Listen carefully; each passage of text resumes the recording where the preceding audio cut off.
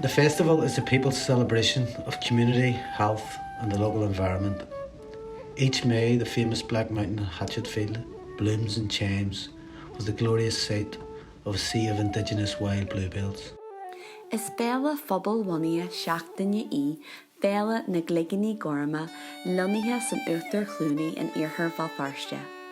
Is ceilú an phobal lei seo an phobal hain, chlanse agus an timpplacht actual.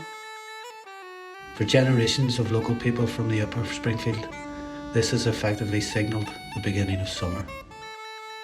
Ga blian in mína baltaine bíon páirt na tua an slíolú ag bolathú le gCloigíní Gorma dúthasathe, a bhíon mar chóra de phobal an Uachtar Chlúnaí go bhfuil an saoirú buailte linn.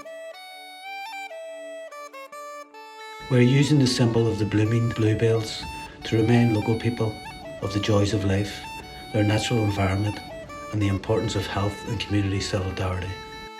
Tá grúbithe actuala ag úsáid symbol na gCloigíní Gorma le chuir a gibne do gine actuala maidir le híomhnas an taal, a jimpleach nadartha, táhacht na sláinte agus tlú fartiacht phobal.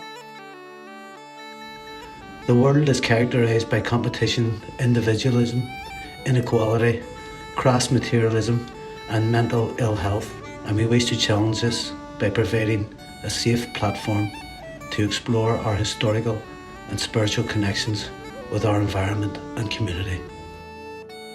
Is tríad the héal an lei aniu iad omíocht, individualachas, mí chochramaíocht, ábharthas agus troch bhearlanse, agus bhaid linne dúchlan a chur ribh seo, agus airdan sábhailte a thóláthair le go déag le daoine ar nascan na stairla agus spiridalta lin ar jimpleacht agus lin ar bubble, chun maiid lin ar líonach dúthasa a chur faoi capital.